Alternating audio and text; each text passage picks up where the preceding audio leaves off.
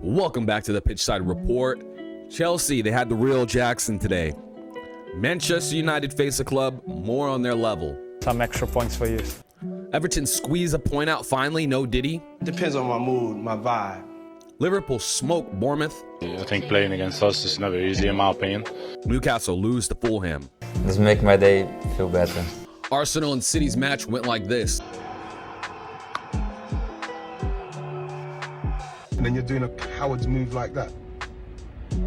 No, man. That's what bothered me more than anything else. Prem Matchday 5 recap. I don't know if you're living on a rock or not, but Premier League Matchday 5 weekend has just commenced. And we had a decent weekend of football, man. No complaints anytime we can get some football. So Chelsea roll over West Ham. Jackson silencing some of those critics with 2 goals. Chelsea made a very big mistake, financial mistake, by extending Nicolas Jackson's contract.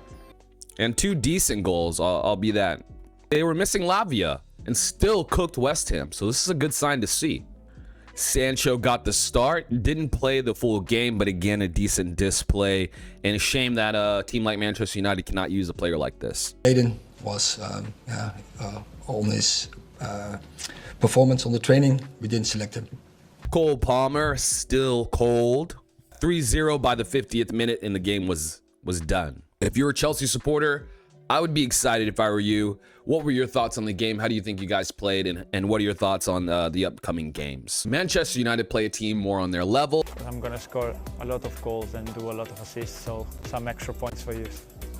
And you see the result. Back to the same old shit. People think we put 7 past Barnsley and think that we're going to come back. Thank you very much for your support. We really appreciate that. They think Garnacho, you know, I don't even want to clown on Garnacho because he's actually doing okay. But players like Rashford, you think that, oh, because he's done good at Barnsley, he's going to get some goals in the Prem. Bro, the guy's done. He's a player that is very, very good, but is not of the level of the best players in the Premier League. The guy's done. It just is what it is. Man United, draw.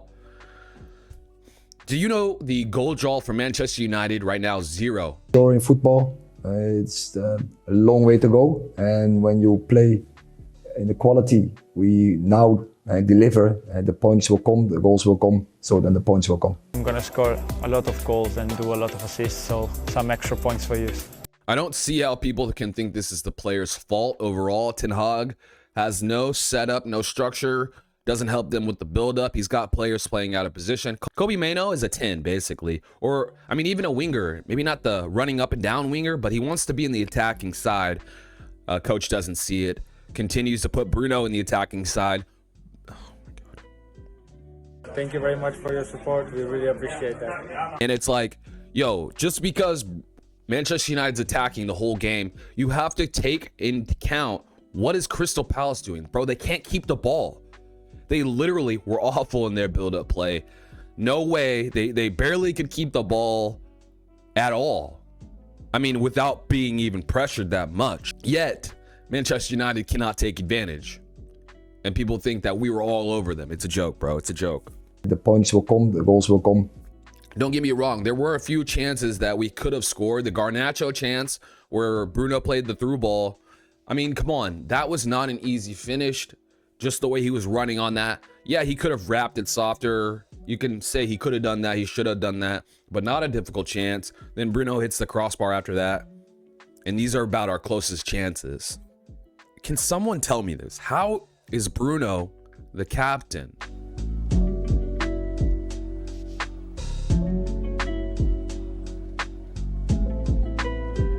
This guy, our captain. Did I say that he was a captain of Manchester United? I would definitely take the captaincy off, 100%. I know it's a big decision, obviously, to change the captaincy with Maguire. Fernandes is not captain material. And if I see another Travella. Oh, Bruno, you fucked it. Fuck. Some will say that this game was not Ten Hag's fault. They'll say he set them up great. They'll say, oh, we dominated. Our players just didn't capitalize. Well, the subs, again, dumb subs. I don't understand what he's thinking in his mind. I really do not understand it. But you're taking off anyone on the field that can control the ball, anyone that can actually play two-touch, one-touch football. You're taking them off. You're taking the only player that links up the play between the midfield and attack, when we really should win this game. It just doesn't make any sense. It never makes sense to me. And every single time we draw or win, it is another day that Ten Hag stays the coach of this team. You're not managing those guys.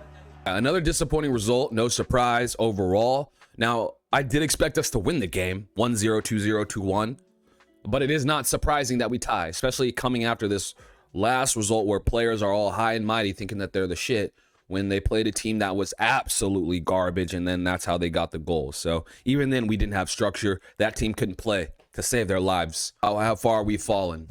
Yeah, what were your thoughts on the game? Manchester United 0-0. We got FC Twente during the week. Again, a game that we should win. All of these games this month, we should be winning. So, and not scraping by, dominating. So let me know what you think in the comments. Will we win the next game? Did you think we played well? And what are your thoughts on Manchester United in their current state? Liverpool rebound against Bournemouth. First goal by Diaz. Diaz again, 2 minutes later. This is when the game switched. Again, gets another goal. And I mean, from then off, it was basically done, I'll be honest. Darwin Núñez just minutes later, basically, caps it off with another goal. And I mean, if you're at this game or watching this game, it's done already in the 40th minute. I think playing against us is never easy, in my opinion. Second half really wasn't anything worth watching at this point. You missed nothing. On to Aston Villa versus Wolves. Yeah, Wolves on the cool. They started off like their true counterpart.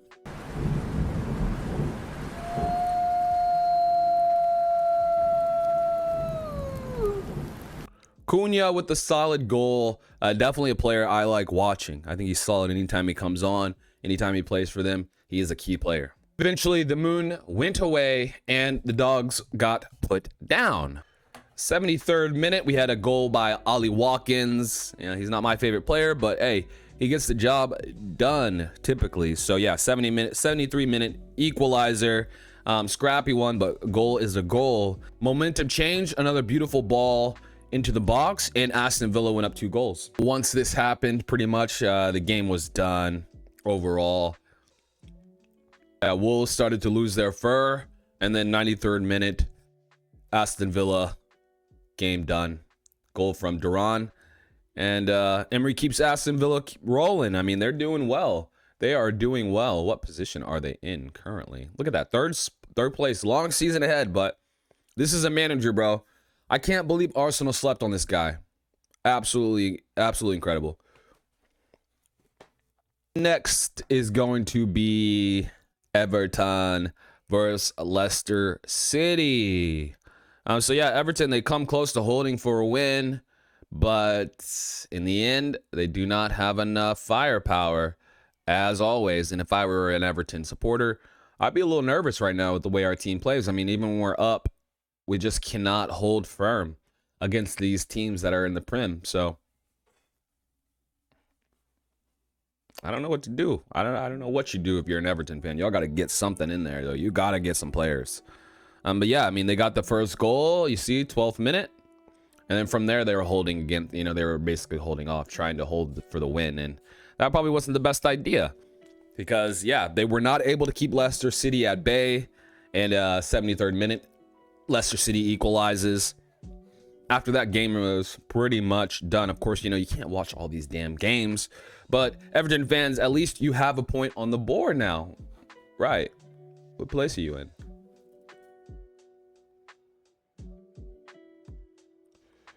Okay, you're not in last. You're not in last with 1 point on the board. The goals draw, tied. Okay, you're tied for last. Yeah. So yeah. Everton fans, what are you guys thinking, man? What are y'all thinking? Y'all think y'all are going to survive or what? Next, we're going to touch over Tottenham versus Brentford.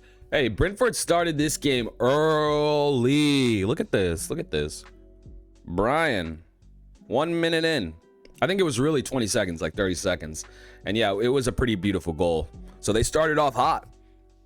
And if you're a Tottenham supporter, you're thinking like, oh, fuck, here we go again. but you didn't have to wait long. And hey, congrats to Solanke. Solanke finally got the goal. Dude, he's got a lot of pressure on him. So good to see him finally get that goal. Sure. It was a tap in. But like the way you guys have been playing, Tottenham starting off at least games, not surprising. Solanke finally gets a goal, the equalizer in the 8th minute. Now, yes, it could be the only way he can tap in, but goal's a goal in today's day and age, bro. You know what I'm saying? Strikers are not how they used to be. Brendan Johnson gets the lead for Tottenham, and he is sick of the fucking haters. So he shushed y'all when he got that goal. I don't know specifically who he was talking about, but I know for a fact he gets a lot of smoke and gets a lot of criticism, things like that. So good to see him get another goal. Still don't think he's that. I just think the level of soccer is just nowhere where it used to be. It's a shame. You can't fault some of these players. You got to fault the system and the way they're coming up. But yeah, you know what I'm saying? He's just not that player to me. But he got the goal, silencing some of those haters. And then Madison, Matters, whatever you want to call him, finally getting another goal. And it was actually a decent finish, to be honest. So Tottenham had to fight hard for this one, but in the end, they got the deserved win. If you're a Tottenham supporter, what are your thoughts on this game? I mean, yes, you were the home team, so you're sort of expected to win, and then it's Brentford, you expect to win. So it's good to get that result. But if I'm a Tottenham, do I feel that this is going to push us in the right direction? What are your thoughts? Southampton versus Ipswich Town. This one ended in a draw. I did not watch this one. Southampton scored in the 5th minute, and Ipswich scored in the 95th minute. Tie game. What you expect? On to Manchester City versus Arsenal. The game that most people were thinking was going to be a boring ass game, because it normally is. Two big teams thinking that the title's on the line with one game. They're both timid in most cases. But I expected Arsenal to lose this game. The way it started, oh my gosh. Game started off with Rodri getting Havertzed. I don't know what kind of team talk Arteta gave them boys, but they were not coming to play around. They were coming to bully these boys if they possibly can. Obviously, they're not going to be able to bully them off the pitch, but they can hit them up, beat them up, be physical.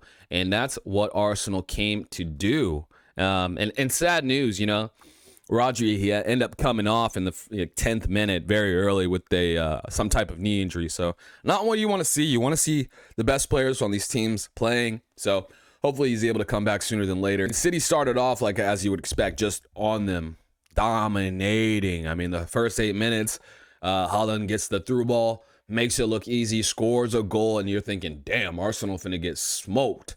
And then the momentum, man, they lost Rodri at the corner kick, and then after that, Arsenal basically gained the momentum. It seemed like City shut down. I don't know what the fuck happened.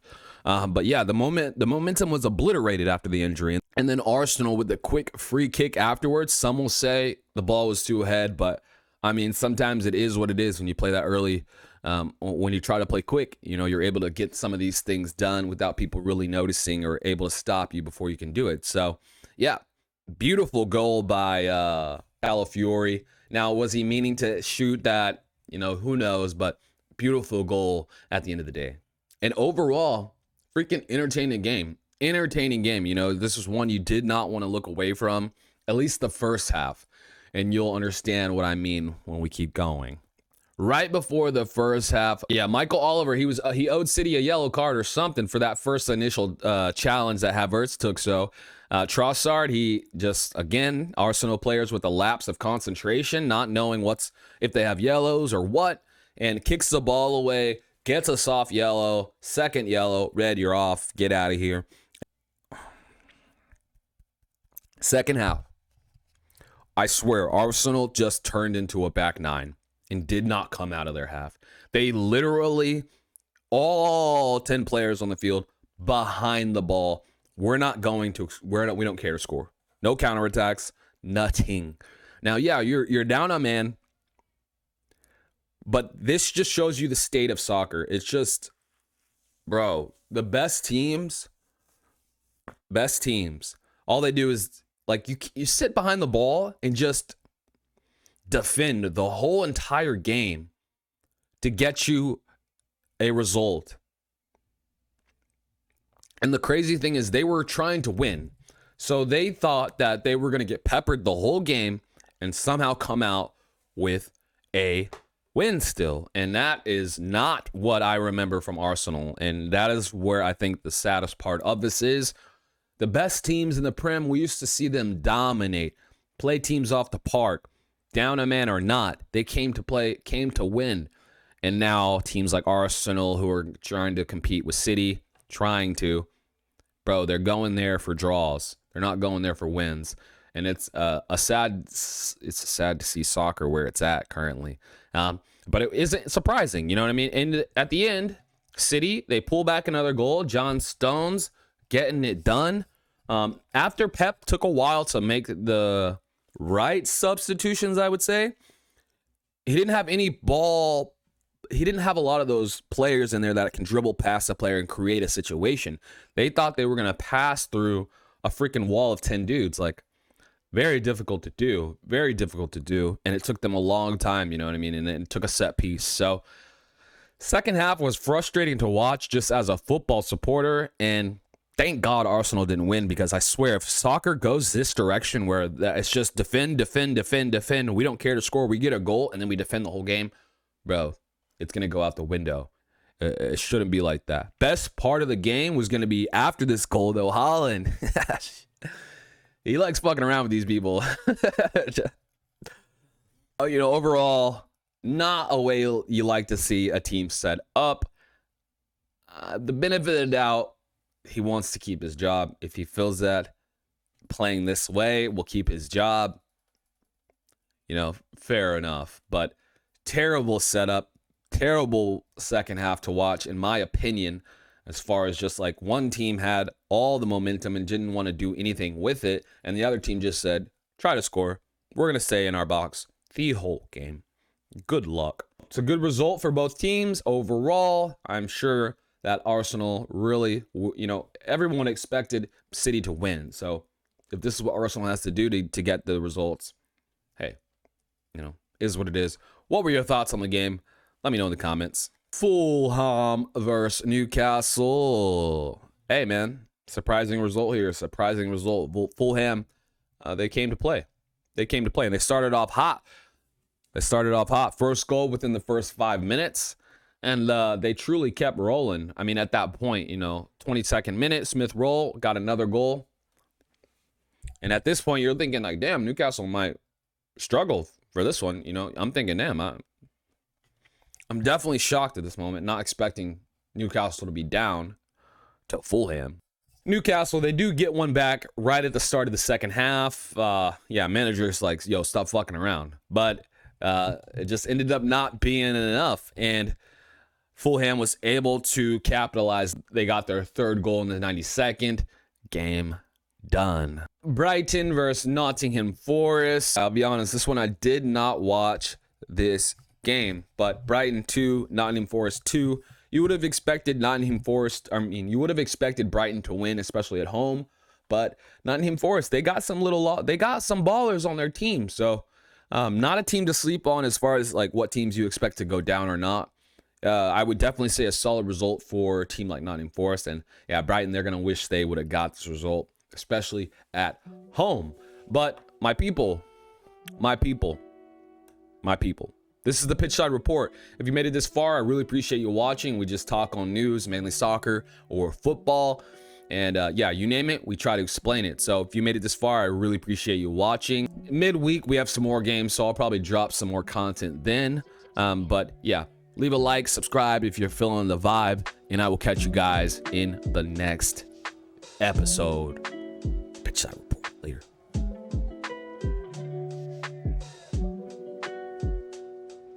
Oh, Bruno, you fucked it.